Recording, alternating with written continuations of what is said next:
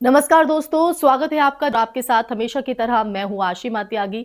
दोस्तों, आज की चर्चा भी बेहद महत्वपूर्ण है, इसे ध्यान से सुनेगा। वो पॉइंट आपको बताते हैं, वो मुद्दा आपको बताते हैं जो कहीं ना कहीं सीधा आपसे, हमसे, आम जन से जुड़ा हुआ है दोस्तों। तो दोस्तों, चर्चा में आगे बढ़ते हैं और चर्चा की शुरुआत करते हैं। रात के सन्नाटे में जब कानून की किताबें भी चुप हो जाती हैं, तब सत्ता के कुछ फैसले समाज की आत्मा पर सवाल छोड़ जाते हैं दोस्तों। राजस्थान के बांसवाड़ा में जो हुआ वो महज एक स्थानीय घटना नहीं, बल्कि हमारे संवैधानिक भरोसे की कसौटी है।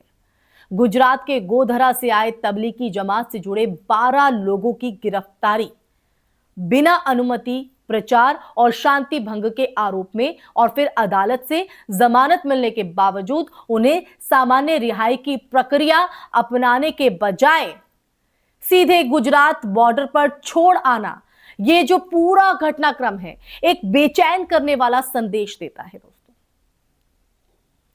घटना का भूगोल भी अर्थपूर्ण है। आदिवासी बहुल बांसवाड़ा में धार्मिक गतिविधियों को लेकर प्रशासन की संवेदनशीलता नहीं है, लेकिन संवेदनशीलता और चयनात्मक शक्ति में फर्क होता है दोस्तों। जिन लोगों पर आरोप लगे वो किसी सार्वजनिक उत्सावे, हिंसा या घृणा के प्रसार के आरोपित नहीं थे। वो अपने समुदाय के भीतर धार्मिक उपदेश देने आए थे। तबलीगी जमात का घोषित उद्देश्य राजनीति नहीं, बल्कि धार्मिक आत्म सुधार है।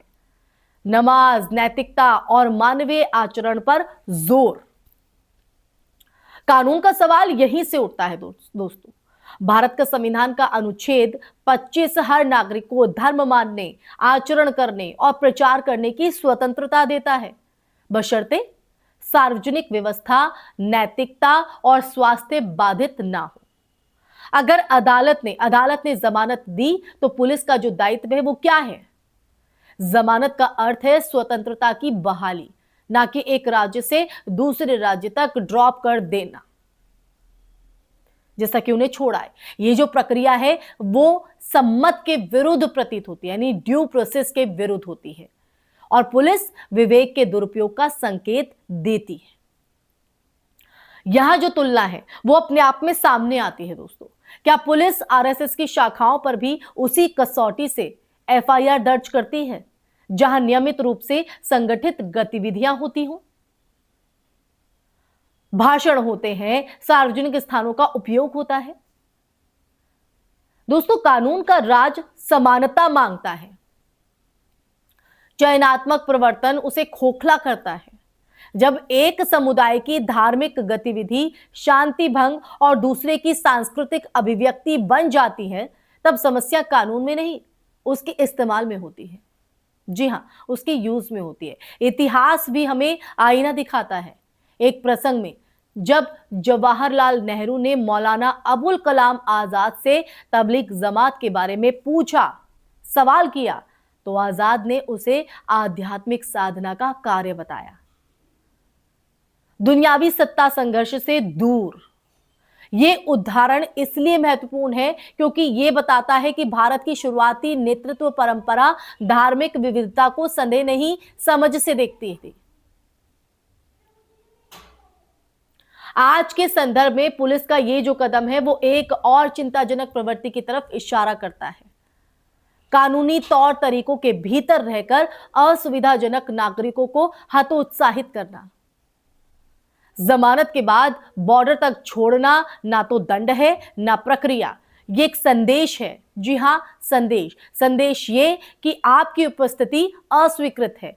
लोकतंत्र में संदेश कानून से नहीं, न्याय से आते हैं। तथ्यों की कसौटी पर भी ये जो मामला है वो टिकता नहीं दिखता है। अगर बिना अनुमति प्रचार अपराध था तो अनुमति की प्रकृति क्या थी, किस नियम के तहत, और क्या वही नियम सभी पर सामान्य रूप से कहीं ना कहीं लागू होते हैं, है समान रूप से? यदि शांति भंग का आरोप है तो उसकी ठोस सामग्री क्या है? शिकायतें, वीडियो, गवाह? तथ्य समर्थन के बिना आरोप और आरोप के बावजूद असामान्य रिहाई संस्थागत विश्वसनीयता को कमजोर करती है दोस्तों। और यह कहना भी जरूरी है, जरूरी है कि धार्मिक स्वतंत्रता निरपेक्ष नहीं होती है, वो सार्वजनिक व्यवस्था के अधीन है। लेकिन सार्वजनिक व्यवस्था का मानक वास्तविक खतरे पर आधारित होना चाहिए, ना कि पहचान आधारित आशंकाओं पर। और जब प्रशासन संभावित खतरे की जगह संभावित पहचान पर कार्रवाई करने लगता है, तब संविधान की आत्मा घायल होती है। जी हां, घायल होती है। और आखिर में यह मामला किसी एक राज्य या एक समुदाय का नहीं है,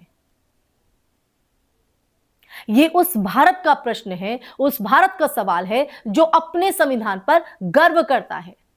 पुलिस की जवाबदेही, अदालत के आदेशों का सम्मान और नागरिक स्वतंत्रताओं की समान सुरक्षा, ये तीनों मिलकर ही कानून का राज बनाते हैं। अगर इनमें से कोई एक भी चयनात्मक हो जाए तो लोकतंत्र की नींव हिलती है दोस्तों। तो आखिर में जरूरत है कि प्रशासन अपनी प्रक्रियाओं की सार्वजनिक समीक्षा करे, स्पष्ट नियम बनाए और उन्हें बिना भेदभाव लागू भी करे। धार्मिक विविधता भारत की कमजोरी नहीं, ताकत है। और ताकत का संरक्षण सख्ती से नहीं, न्याय से होता है। जब तक कानून सबके लिए एक सा नहीं दिखेगा, तब तक भरोसा लौटेगा नहीं दोस्तों। इसी के साथ इस चर्चा में फिलहाल के लिए बस इतना ही दोस्तों। ये चर्चा आपको कैसी लगी, ये चर्चा जानकर आपके मन में ये जो सच आपको बताया है, ये सच जानकर आपको क्या समझ में आता है, आपका नजरिया इस पर क्या है, आपका विश्लेषण इस पर क्या कहता है, आप इसके क्या मायने निकालते हैं या इस सच को किस तरह से देखते हैं? कमेंट सेक्शन में कमेंट करके जरूर बताइएगा दोस्तों, क्योंकि आपकी राय, आपका नजरिया, आपकी सोच देश हित के लिए बेहद महत्वपूर्ण है। इसी के साथ इस वीडियो को ज्यादा से ज्यादा शेयर कीजिएगा ताकि देश का हर नागरिक इस सच से जुड़ सके, वो जान सके और देश हित में फैसला ले सके। इसी के साथ हमारे चैनल को सब्सक्राइब भी कीजिएगा ताकि आपके आवाज को यूं ही बुलंद करता रहे और आपके साथ यूं ही सच का संवाद साधता रहे। फिर हाजिर होंगी ऐसा ही मुद्दा लेकर, तब तक के लिए अपना ख्याल रखिए। जय हिंद, जय भारत, नमस्कार।